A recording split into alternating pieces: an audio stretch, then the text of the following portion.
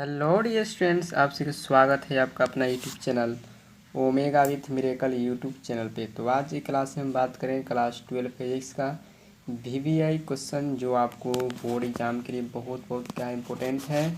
तो बन रहेंगे वीडियो के साथ, शुरू से कर लास्ट तक वीडियो को देखेंगे। अगर चैनल पर नया है तो चैनल को सब्सक्राइब कर लेंगे और बेल आइकन को जरूर प्रेस कर लेंगे। तो आज की क्लास में हम बात करेंगे 2 मार्क्स का फिजिक्स का क्वेश्चन, जो आपको बार बार रिपीट करता है।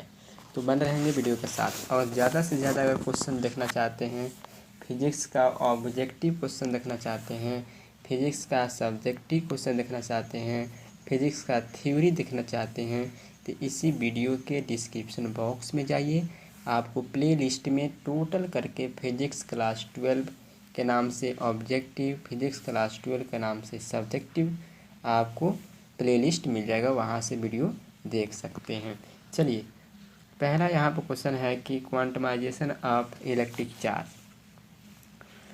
चूँकि हम यहाँ पर दोनों मीडियम बताएंगे, इंग्लिश और हिंदी मीडियम दोनों बताएंगे। ध्यान देंगे, क्वांटमाइजेशन ऑफ इलेक्ट्रिक चार्ज का मतलब हुआ कि विद्युत आवेश का ठीक है, आवेश का क्वांटमीकरण से आप क्या समझते हैं। आवेश का क्वांटमीकरण, क्वांटमाइजेशन, ठीक है। आवेश का क्वांटमीकरण से आप क्या समझते हैं, क्वांटमाइजेशन ऑफ इलेक्ट्रिक चार्ज से आप क्या समझते हैं।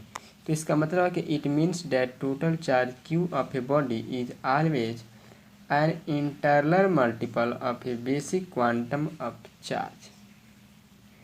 It means that total charge of a body is always an integral multiple of basic quantum of charge E। कह रहा है कि आवेश के क्वांटमीकरण से आप क्या समझते हैं। तो आवेश के क्वांटमाइजेशन से हम यही समझते हैं कि वो किसी बॉडी के अंदर टोटल जो चार्ज होता है, ठीक है, किसी बॉडी के अंदर, किसी वस्तु के अंदर, किसी पिंड के अंदर कुल चार्ज है ना, कुल चार्ज एक गुणज के रूप में होता है। कुल चार्ज एक गुणज के रूप में होता है, पूर्ण गुणज के रूप में होता है। और भी किस फॉर्म में, ई फॉर्म में, ठीक है। ध्यान देंगे, आप क्या लिखेंगे, आवेश के क्वांटमाइजेशन। इंग्लिश वाले तो आप लिख सकते हैं आराम से, it means that total charge of a body is always an integral multiple of A basic quantum of charge, ठीक है।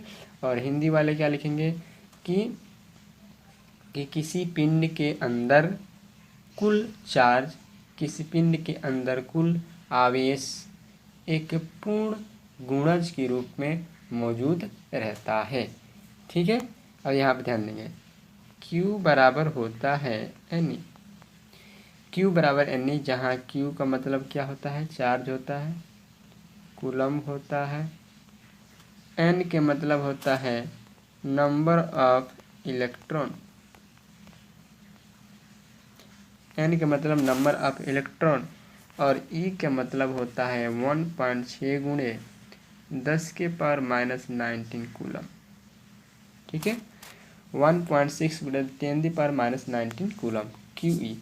तो कह रहा है कि ये Q बराबर जो NE है, इस N के जगह पर, इस N के जगह पर, ठीक है, इस N के जगह पर आपको प्लस माइनस जीरो से लेकर प्लस माइनस 2, 3, 4, 5, 6 हो सकता है। बट Q बराबर 1.5 E नहीं हो सकता, Q बराबर 2.5 E नहीं हो सकता। ये पूर्ण गुणज नहीं है, ये फ्रैक्शन के फॉर्म है। लेकिन अगर ये Q बराबर जो NE दिया है, इस N के जगह पर प्लस माइनस 1, 2, 3, 4, 5, 6 कुछ भी हो सकता है, ठीक है। तो यहाँ पर कह रहा है कि जो पूर्ण गुणज के रूप में होता है, यानी कि Q बराबर हमेशा NE होता है। और N की वैल्यू हमेशा क्या रहेगी, इंटीजर्स रहेगी, हमेशा इंटीजर्स रहेगी, इंटीग्रल रहेगी। यहाँ पर कोई पॉइंट वाला नहीं आएगा, डिसिमल नहीं वाला नहीं आएगा, फ्रैक्शन वाला नहीं आएगा। ठीक है, तो क्वांटमाइजेशन ऑफ इलेक्ट्रिक चार्ज, आवेश के क्वांटमीकरण से हम यही समझते हैं कि किसी पिंड के अंदर जो टोटल चार्ज होता है वह हमेशा एक पूर्ण गुणज के रूप में रहता है, आवेश के एक पूर्ण गुणज के रूप में रहता है। ठीक है, और इतना आप लिख लेंगे Q बराबर एन ई, वेयर Q बराबर इतना। ध्यान देंगे Q बराबर क्या होता है एन ई, यहाँ से न्यूमेरिकल भी आपको उठाया जा सकता है। E बराबर क्या हो जाएगा Q बाई एन, E बराबर क्या हो जाएगा Q बाई एन, और फिर यहाँ से पूछा जा सकता है N बराबर Q बाई E। ये 3 फार्मूला आप सेट कर सकते हैं, यहाँ से आपसे क्वेश्चन पूछे जा सकते हैं। चलिए, हमारा नेक्स्ट क्वेश्चन है कूलम्ब लॉ। तो कूलम्ब लॉ क्या कहता है? कूलम्ब लॉ क्या कहता है? कूलम्ब के नियम क्या कहता है? The mutual electrostatic force between 2 point charge Q1 and Q2 is proportional to the product Q1 and Q2 and inversely proportional to the square of the distance R21 separating them. कह रहा है कि electrostatic force between 2 point, यानी कि 2 point है। ये देखिए, मान लीजिए यहाँ पर 2 कोई पॉइंट है। ठीक है, 2 कोई पॉइंट है जिस पर चार्ज मौजूद है Q1 और Q2।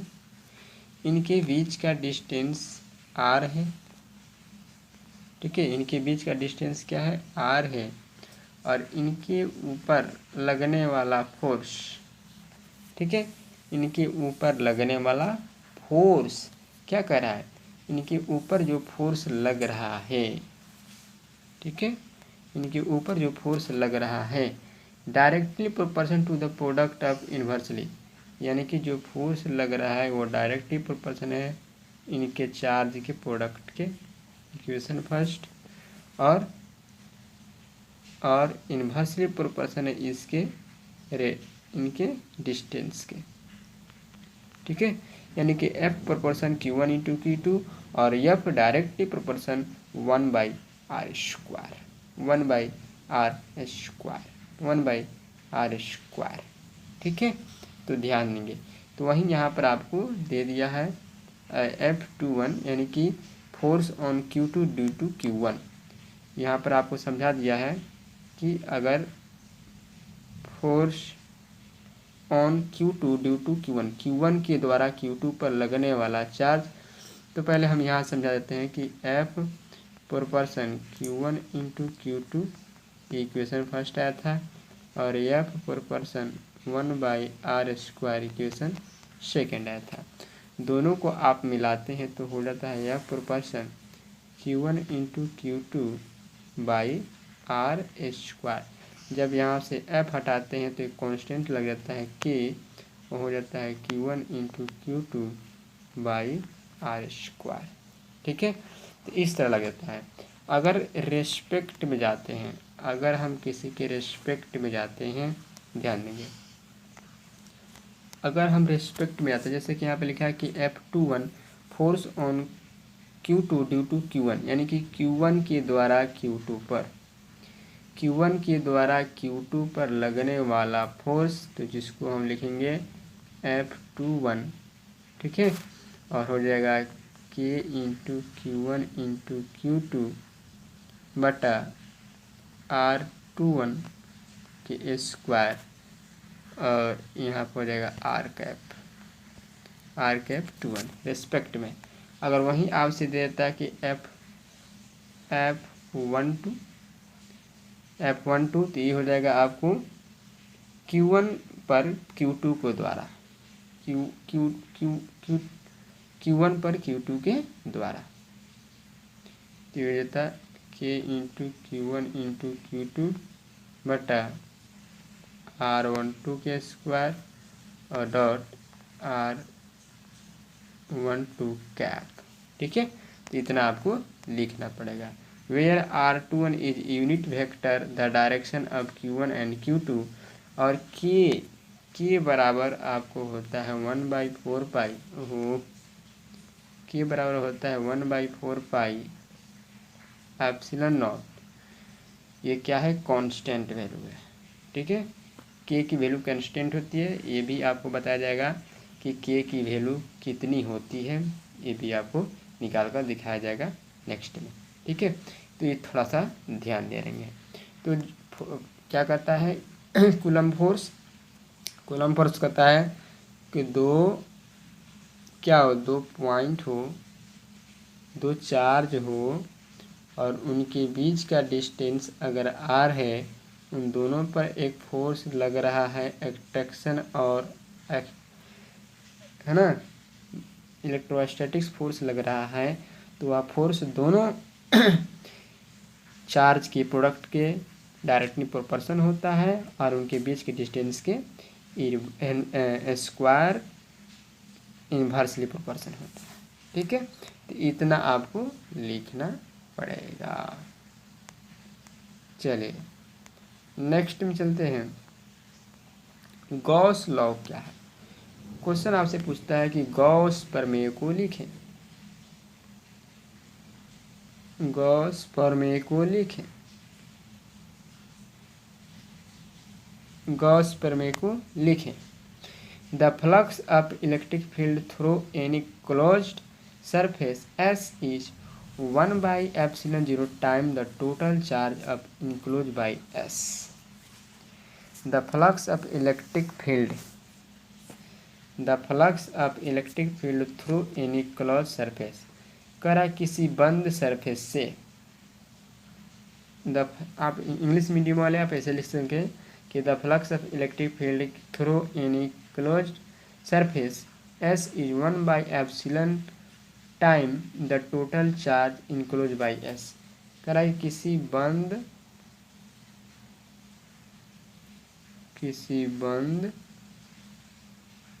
है ना, किसी बंद सतह से, किसी बंद सतह से होकर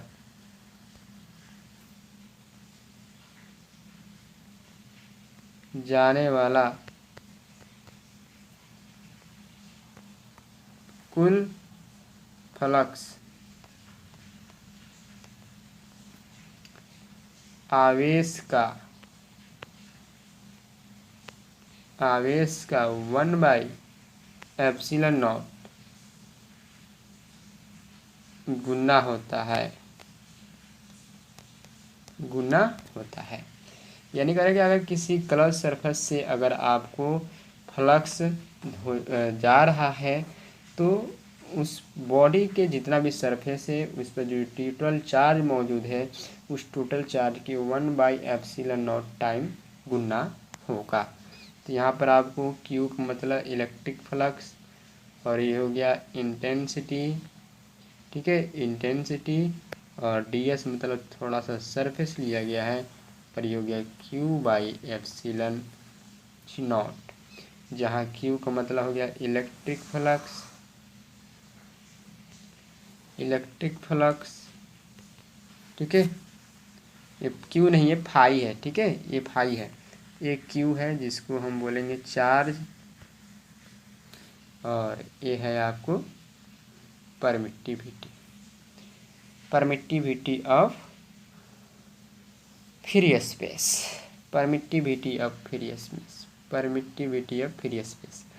निर्वात का विद्युतशीलता, ठीक है।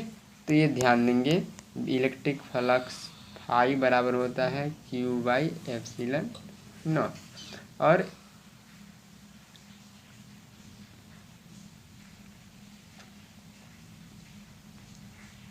ये आपको ध्यान दे देना है। चलिए नेक्स्ट में चलते हैं। What are the property of electric charge? कह रहा है कि इलेक्ट्रिक चार्ज के कुछ गुणों को आप बताएं। जो विद्युत आवेश होता है, आवेश के कुछ गुणों को बताएं।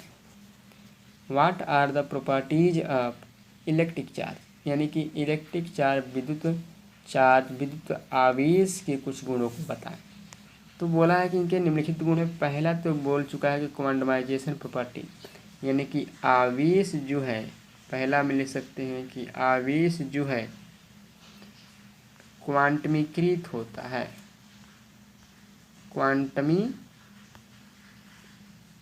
पहला जो है लिख सकते हैं आवेश क्वांटमीकृत होता है, यानी कि आवेश के पास क्वांटमाइजेशन प्रॉपर्टी होता है।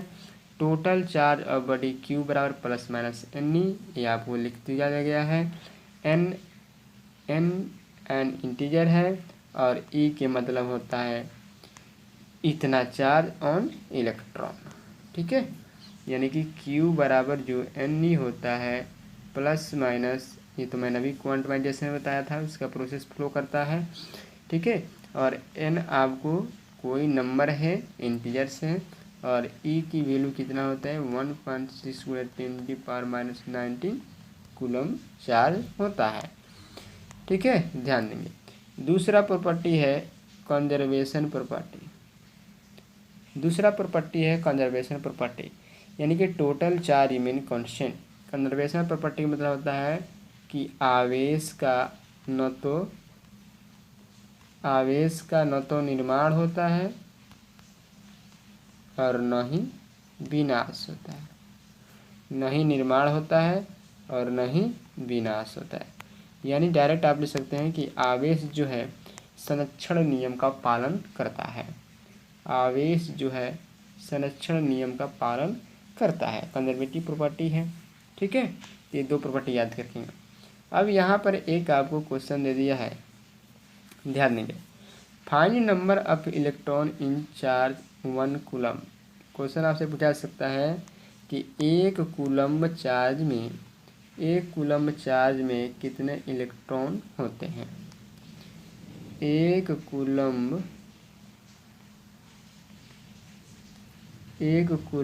आवेश में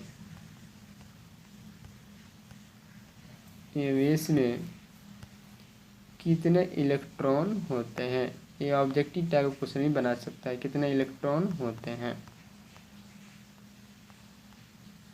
एक कूलम चार्ज में। तो अभी तो मैंने बताया कि 1.6 × 10⁻⁻19 कूलम बराबर एक इलेक्ट्रॉन। तो एक कूलम में कितना होगा, तो 1/1.6 × 10⁻⁻19, ठीक है। जब इसको आप सॉल्यूशन करेंगे तो हो जाएगा 6.25 × 10⁻, चलिए फिर से लिख देते हैं, तो हो जाएगा एक कूलम बराबर 6.25 × 10⁻18 इलेक्ट्रॉन। कैसे आया इसको दिखा भी दें हम, चलिए दिखा देते हैं। हमने लिखा कि 1.6 × 10⁻⁻19 कूलम बराबर एक इलेक्ट्रॉन में होता है। तो एक कूलम बराबर हो जाएगा 1/1.6 × 10⁻⁻19, ठीक है।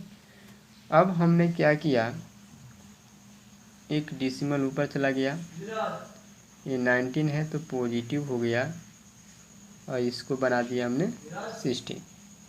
अब यहाँ से हमने ले लिया तो हो जाएगा आपको 100 और 10⁻18 यहाँ पर ले लिया और यहाँ पर लगा दिया 16 से इसमें डिवाइड देंगे तो हो जाएगा 6.25 10⁻18 इलेक्ट्रॉन के बारे में पूछ रहा है, ठीक है।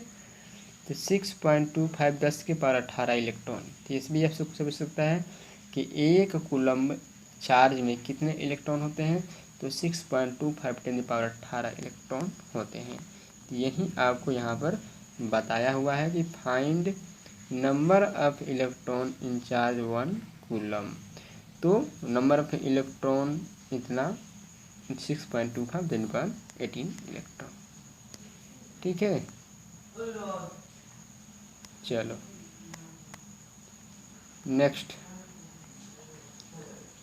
नेक्स्ट में दिया है कि what is the Coulomb's inverse square law in electrostatics. What is Coulomb's inverse square law in electrostatics. यानी कह रहा है कि जो विद्युत इलेक्ट्रोस्टैटिक्स है उसमें कूलम्ब के व्युत्क्रम वर्ग का नियम क्या है। कूलम्ब के, ऐसे आप समझ जाइए, हिंदी वाले ऐसे समझ जाइए कि कूलम्ब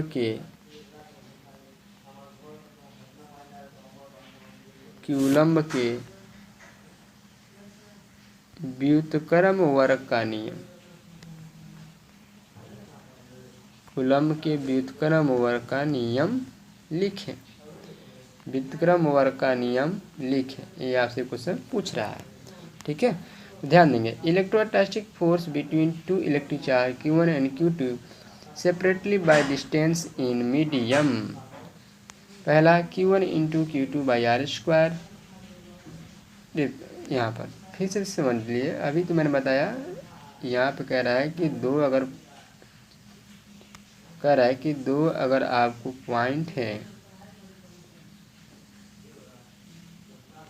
Q1 है और Q2 है, इनके बीच फोर्स लग रहा है, अट्रैक्शन फोर्स, रिपल्सन फोर्स, इनके बीच का डिस्टेंस r है, तो कहा था कि F डायरेक्टली प्रोपोर्शनल होता है Q1 इंटू Q2 और F डायरेक्ट इन्वर्स होता है 1/r²। इन दोनों इक्वेशन को हमने मिला दिया, तो इक्वेशन को मिलाने पर हमारा आ रहा है यह प्रोपोर्शन Q1 इंटू Q2/r²। ठीक है, जब F को हटाया तो आया K into Q1 into Q2/r²। और ध्यान देंगे F बराबर K आपको कांस्टेंट है, जिसकी वैल्यू होती है 1/4 है ना, इंटू Q1 इंटू Q2/r², जहाँ एप्सिलॉन को कहते हैं absolute permittivity above the medium. ठीक है, एप्सिलॉन को बोलते हैं absolute permittivity of the medium. ठीक है, अगर इसी चीज़ को मीडियम में ना रखकर फ्री स्पेस में रखा जाए, ठीक है, उसी लॉ को अगर फ्री स्पेस में बात किया जाए तो हो जाता है F बराबर 1/4πε0 इंटू Q1 इंटू Q2/r², ये फ्री स्पेस के लिए। ठीक है, और ध्यान देंगे यहाँ पे आपसे क्वेश्चन पूछा जाता है ऑब्जेक्टिव में कि परमिटिविटी अब जो होता है ε0 जो होता है उसकी वैल्यू कितनी होती है, तो 8.85 गुणे 10⁻⁻12 कूलम स्क्वायर प्रति न्यूटन मीटर स्क्वायर। ठीक है, और इसको हम बोलते हैं परमिटिविटी ऑफ एयर, यानी कि permittivity of free space, permittivity of free space यानी फ्री स्पेस का विद्युतशीलता, फ्री स्पेस का मुक्त आकाश का विद्युतशीलता का मान कितना होता है, उसका SI यूनिट क्या होता है, सब यहाँ पर लिखा गया है, इसको आपको लिखना पड़ेगा। तो यही है आपको कूलम्ब के व्युत्क्रम वर्ग का नियम, इतना बस आपको लिखना है। प्रूव करने वाला बार जब आएगा तो प्रूव भी किया जाएगा, अभी प्रूव नहीं करना है। ठीक है, प्रूव करने वाला अलग से लिख जाएंगे। यहाँ पे लिख रहा है, ध्यान देंगे, यहाँ पे लिखा है what is the relation between epsilon and epsilon not. कह रहा है कि एप्सिलॉन और एप्सिलॉन नॉट में क्या रिलेशन है। ध्यान देंगे, relative permittivity of medium epsilon R, जब रिलेटिव कह दिया तो आर होता है, तो रिलेटिव परमिटिविटी ऑफ मीडियम होता है एप्सिलॉन नॉट। ठीक है, एप्सिलॉन नॉट कहिए 0 कहिए, तो रिलेटिव परमिटिविटी जो होता है वो एप्सिलॉन और एप्सिलॉन नॉट के क्या होता है, रेशियो होता है। It is dielectric constant for epsilon R, यानी एप्सिलॉन आर की वैल्यू 1 होती है कब, जब एयर के लिए, मतलब कि फ्री स्पेस के लिए एप्सिलॉन आर की वैल्यू कितनी होती है, 1 होती है, डाई इलेक्ट्रिक कॉन्स्टेंट, है ना। एक चीज़ ध्यान देंगे, तो देखिए एप्सिलॉन और एप्सिलॉन आर की कांस्टेंट कब होती है, इसकी क्या रिलेशन है, तो epsilon R by epsilon by epsilon naught, ये रिलेशन आपसे पूछा जा सकता है। और डाइलेक्ट्रिक कांस्टेंट एयर के लिए एप्सिलॉन आर की वैल्यू पूछ सकता है, 1 होती है। Electric force between two charge medium of relative permittivity, यानी कि रिलेटिव परमिटिविटी जब एप्सिलॉन आर हो तो उस समय आपको फोर्स क्या होता है, तो एफ बराबर 1/4 पाई, है ना, epsilon zero epsilon naught into epsilon R, और ये हो जाएगा Q1 इंटू Q2 बटा आर स्क्वायर। अब वहीं जब फ्री स्पेस के लिए बात कर दिया जाएगा तो फ्री स्पेस में अभी आपने सीखा कि एप्सिलॉन आर की वैल्यू कितनी होती है, 1 होती है। तो 1 यहाँ पर पुट कर देंगे तो हो जाएगा सिर्फ 1/4 pi epsilon zero Q1 into Q2 बटा आर स्क्वायर। ठीक है। नेक्स्ट में तो what is the new force between two charge when magnitude of the charge doubled and distance between the half। कह रहा है कि नया फोर्स कितना होगा अगर